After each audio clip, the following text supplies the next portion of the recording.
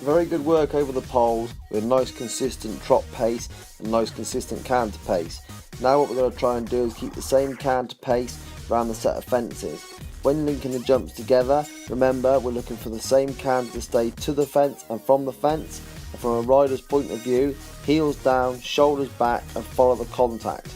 Not 2 strides out, think the pony's going to go, lean forward, drop the contact, allowing the horse to stop. So around the corners, we're sitting up tall, with our eye on the fence, following the contact to one fence to the next fence.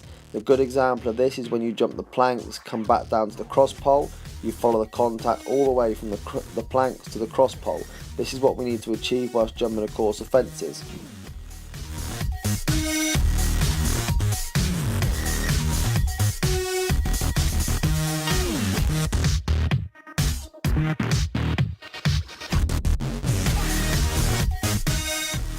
When taking the line to this next black and yellow fence, the canter is poor around the corner and the line to the fence is slightly to the left. Again, we're looking for obedience, so it should have been a better canter around the corner, dead straight line and bang smack in the middle, so the horse has no chance to run out with you.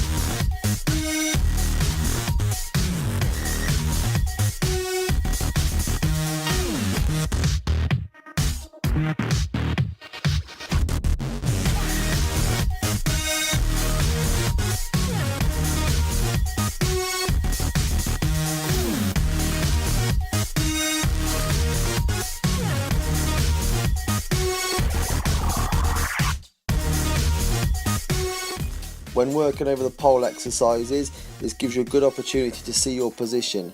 If you look at your lower leg, there's no weight in your lower leg and no weight into your heel.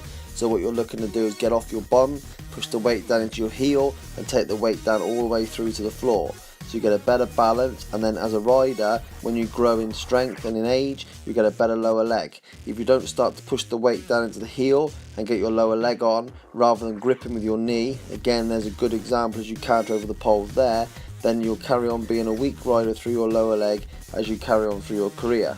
So reflecting on that, you're looking for weight down into your heel so your lower leg is underneath you. Here's some very good examples of your position as you're going over the fences now.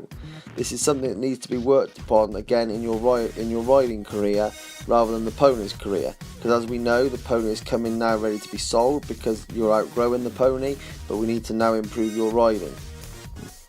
On a positive note, you've got this pony going a lot better and you're a lot more aggressive in front of the fence and generating engine. This pony wouldn't have nowhere near jumped these fillers a year ago, so on that behalf you've come a lot stronger, a lot more confident, and you've done a good job on this pony. So overall, very well done.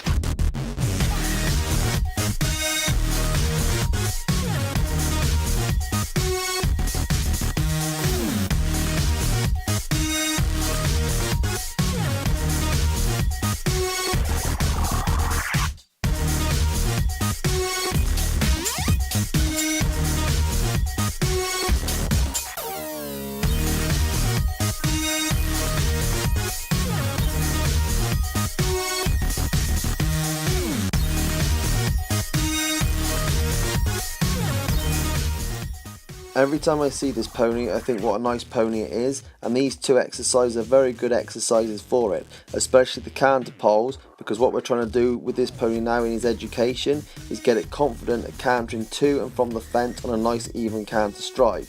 So again, like I've spoke about before, the reason we use the 3 poles is because you keep a canter pace to one pole, to the second pole, to the third pole. Not that you just keep a canter rhythm to one pole, think that's okay, and let the canter deteriorate. That's the whole purpose of using 3 poles. When you start linking the jumps together, again the canter is nice and even. Now what we're looking for is the horse to follow the contact and ride good corners. But overall, this is a cracking little pony, and now all we've got to do is get the education into it to make it be worthwhile keeping.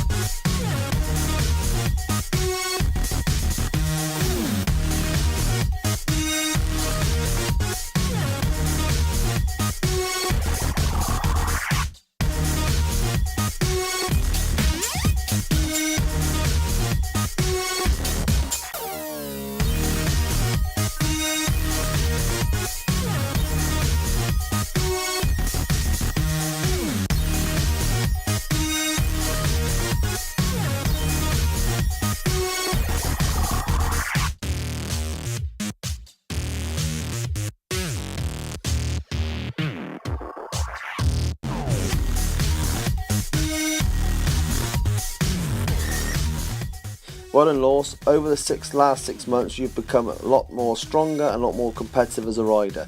You've got a cracking little pony here. Now all we've got to do is look at the bigger picture. So what we've got to think is, round your course of fences, are you using the whole space of the arena? Are you getting nice straight lines? And are you keeping the canter together? What we're looking for is good use of the corners and good awareness of where the next jump is.